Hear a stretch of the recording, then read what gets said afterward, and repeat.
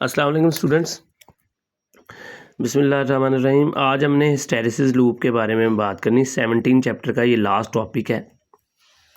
Hysteresis जो है ना लूप, एक रिलेशन है between current and the magnetic field.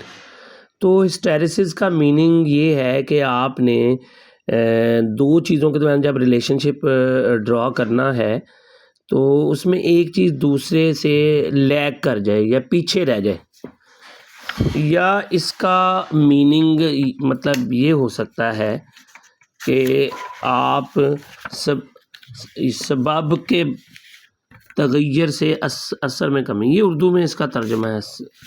मतलब कुछ चेंजेस आ रही हों, वेरिएशंस आती हों दो चीज़ों के दरमियान, एक चीज़ पीछे रह रही हो, एक आगे चले गई हो, तो उसके बारे में आज हमने स्टडी करना है ये।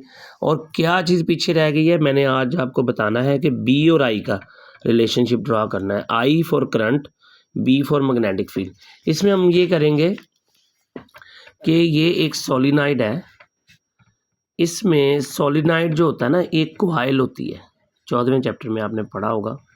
सोलिनॉइड एक long tightly bound cylindrical coil of wire है। ये देखिए, हमने इसको इलेक्ट्रिसिटी दी, जब इसमें करंट गुजारते हैं तो आपको पता है एम्पियर्स लॉ के मुताबिक, एम्पियर्स लॉ ये कहता है कि हर करंट कैरिंग कंडक्टर के गिर्द मैग्नेटिक फील्ड पैदा होता है। तो यहाँ पे मैग्नेटिक फील्ड प्रोड्यूस होना शुरू हो जाएगा। तो इसके अंदर अगर हम आयरन बार डाल दें या कोई मटीरियल डाल दें, उसको हमने इन्वेस्टिगेट करना है। ये एक सुलाख सी है लोहे की, तो ये कितना ज़्यादा मैग्नेटाइज होगा या नहीं होगा, कम होगा, देर से होगा, हमने इसके मतलब मुताबिक बी यानी मैग्नेटिक फ्लक्स डेंसिटी और करंट का रिलेशन निकालना है। तो इसमें हम डिफरेंट वैल्यूज़ लेंगे। हमने CRO की मदद से ये ग्राफ प्लॉट करना है, ठीक है ना। ये देखें, in order to investigate ferromagnetic material we place a bar magnet, ठीक है, made of iron is placed in an AC solenoid. आपने AC सोलिनॉइड के अंदर इसको रखना है। इसमें दो केसेस हैं, देखें हमने अल्टरनेटिंग करंट देना है इसको। अल्टरनेटिंग करंट क्या होता है, इसमें एक पॉजिटिव पीक वैल्यू होती है। ये देखें, आपको मैं बताता हूँ, ये AC करंट है। स्टूडेंट याद रखें, अल्टरनेटिंग करंट में एक पॉजिटिव पीक वैल्यू होती है और एक नेगेटिव पीक वैल्यू होती है। ये AC करंट है, यानी अल्टरनेटिंग करंट है। तो जो डायरेक्ट करंट होता है ना, उसमें ये देखें, ये उसकी वेव फॉर्म है। तो अल्टरनेटिंग करंट में पॉजिटिव पीक वैल्यू होती है, एक नेगेटिव पीक वैल्यू होती है। तो जब हम देखेंगे कि ये देखें, ये करंट जो है इंक्रीज़ कर रहा है, ये देखें राइट पे आप देखें करंट बढ़ता जा रहा है, बढ़ता जा रहा है, तो मैग्नेटिक फ्लक्स डेंसिटी भी बढ़ती जाएगी। मैं ग्राफ आपको यहाँ पे भी बना के दिखाता हूँ, यहाँ बना लेते हैं। ये देखें, मैंने कहा ना हमने आई और बी का रिलेशन लेना है। तो ये देखें, आई इंक्रीज़ करता जाएगा, करता जा रहा है, करता जा रहा है, बी भी, और एक पॉइंट आता है कि बी मैक्सिमम हो जाता है। ये देखें, ये भी यहाँ पे करंट जो है 0 से बढ़ता जा रहा है इधर। ये देखें, जब ये पॉजिटिव पीक वैल्यू पे जाता है ना करंट, ये देखें, तो ये बी मैक्सिमम हो चुका था। इसका मतलब है कि बी और आई एक दूसरे को फॉलो कर रहे हैं।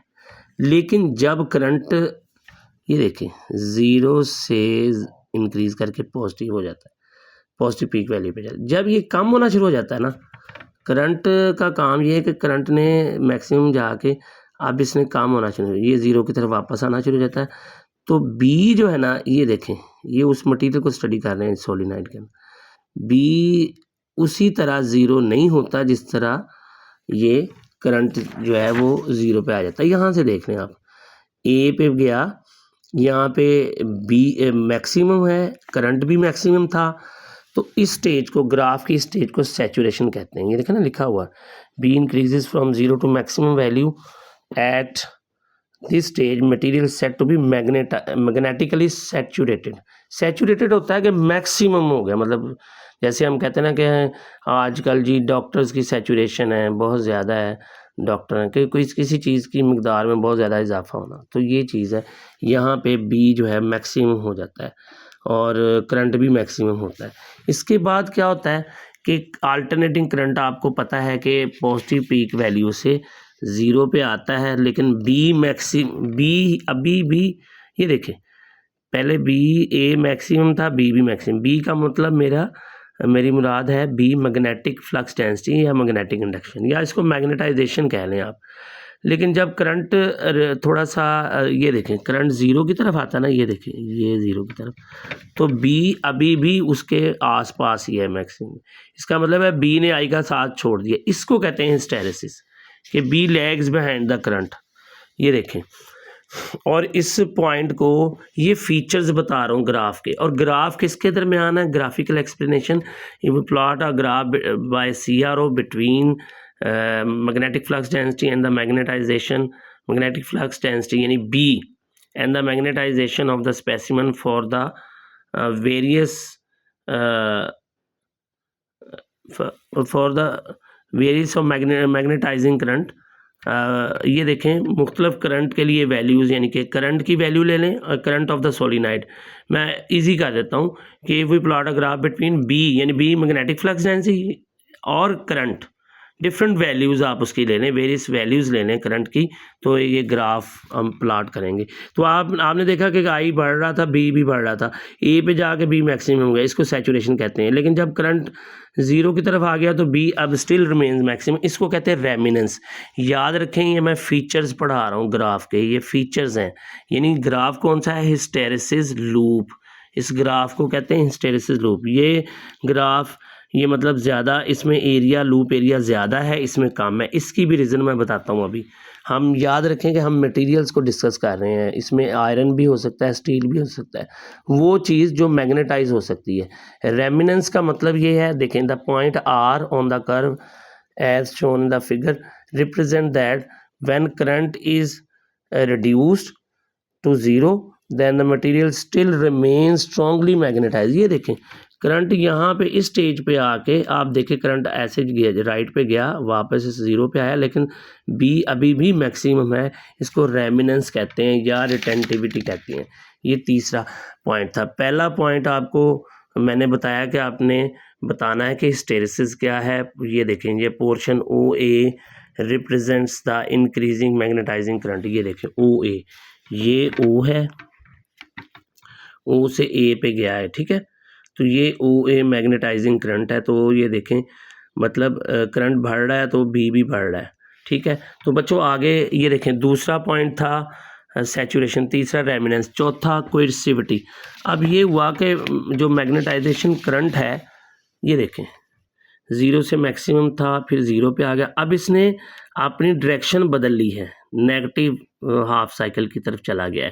तो जब ये करंट अपनी डायरेक्शन बदल देता है, यानी इस ग्राफ में देखें इस तरफ आ जाता है लेफ़्ट साइड पे, तो अब ये जो है मैं अब B को ख्याल आया जाके, पहले तो B ने साथ छोड़ दिया, तो अब B जो है यानी मैग्नेटाइजेशन कम होना शुरू हो गई। ये देखें कम होना शुरू हो गई। देखें to demonstrate the material the magnetization current is reverse, magnetization current reverse हो गया and increase to reduce the magnetization to zero. हमने यानी करंट ज़ीरो से नेगेटिव साइड पे आ गया, तो ये इसको हम कहते हैं वो करंट जो उसको डीमैग्नेटाइज करता है, इसको कोएर्सिव करंट कहते हैं, और इस पूरे प्रोसेस को कोएर्सिविटी कहते हैं।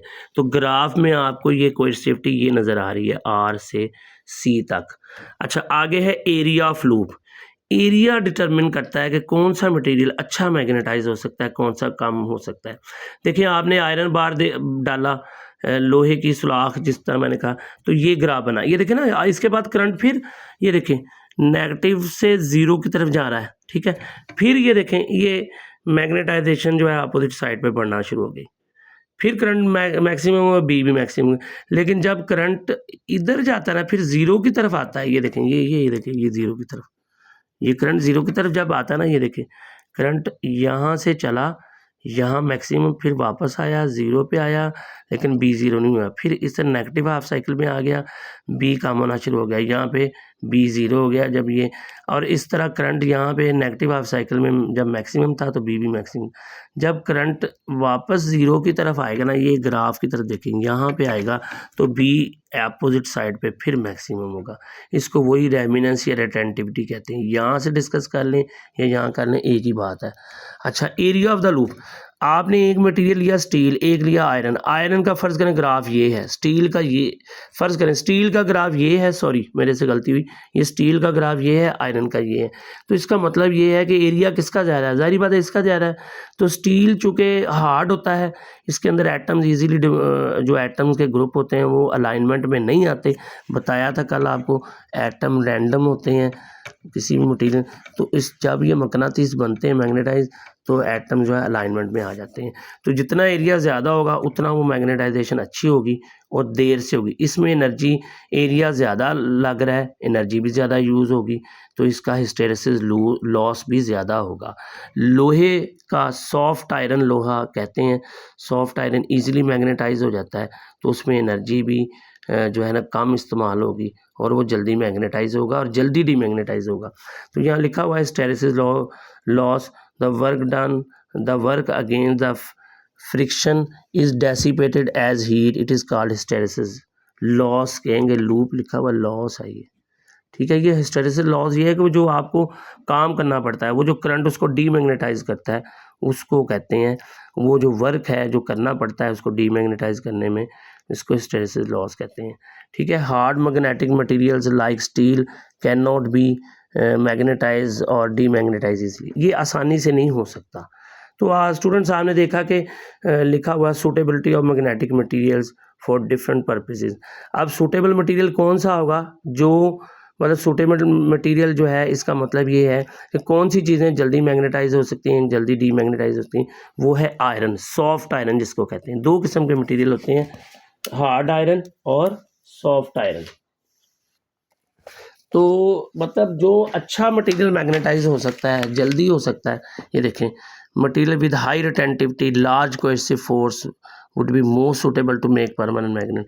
अगर आपने अच्छा मैग्नेट बनाना है तो वो होगा मटेरियल जो ज़्यादा देर तक चले, ज़्यादा पायदार हो, तो वो स्टील है। स्टील को मुश्किल है उसको मैग्नेटाइज करना, आसानी से वो मैग्नेटाइज नहीं होता क्योंकि उसके अंदर एटम्स के दरमियान फ्रिक्शन ज़्यादा होती है। तो ये स्टील जो है वो ज़्यादा सूटेबल होगा परमानेंट मैग्नेटिज्म के लिए। अच्छा आगे लिखा हुआ the course of electromagnet. Electromagnet होता है आरजी मैग्नेट, जल्दी बन जाता है, use for alternating current where the specimen repeatedly undergoes magnetization and demagnetization. यानी ऐसा मटेरियल जैसे ट्रांसफार्मर, अब देखें ट्रांसफार्मर की जो कोर होती है वो लोहे की होती है, वो ऐसी होनी चाहिए कि जो जल्दी मैग्नेटाइज हो जाए, जल्दी डीमैग्नेटाइज हो जाए। तो उसके लिए आयरन बेहतर है। आयरन सॉफ्ट मैग्नेटिक मटेरियल है, इजीली मैग्नेटाइज हो जाता है, उसके दरमियान एटम जो होते हैं, उसके एटम्स के दरमियान फ्रिक्शन कम होती है, कम एनर्जी लॉसेस होते हैं, तो उसका लूप एरिया भी कम होगा। जैसे मैंने अभी आपको बताया कि ये लूप एरिया उसका कम होता है आयरन का। ऐसी चीज़ें जो आर्जी तौर पे मैग्नेटाइज होती हैं वो फिर आप समझ लें कि सॉफ्ट आयरन होता है। They should have narrow hysteresis curves, ठीक है, of small area to reduce the waste of energy. उनका नैरो एरिया होता है, कम एनर्जी होती है, हर चीज़ कम होती है। तो स्टूडेंट्स आज आपने देखें इसमें जो फीचर्स पढ़े हैं उसमें एक पॉइंट है, देखें हिस्टैरिसीस जो मैंने आपको ग्राफ के बारे में बताया, सैचुरेशन है, रेमिनेंस यानी जो बाकी रह जाती है, मैक्सिमम यानी बी मैक्सिमम आई मैक्सिमम नहीं होता, कोएर्सिविटी है जिसमें रिड्यूस किया जाता है, एरिया ऑफ द लूप जिससे पता चलता है कि मटेरियल सूटेबल कौन सा परमानेंट मैग्नेट के लिए, एरिया जिसका ज़्यादा होगा उसकी ज़्यादा एनर्जी होगी यूज़ होगी। हिस्टैरिसीस लॉस बताया मैंने कि वो जो वर्क होता है जिसको डीमैग्नेटाइज करने के लिए वो दरकार होता है, और फिर सूटेबिलिटी ऑफ मैग्नेटिक मटेरियल ये बताया मैंने। तो आज के लिए इतना ही बस।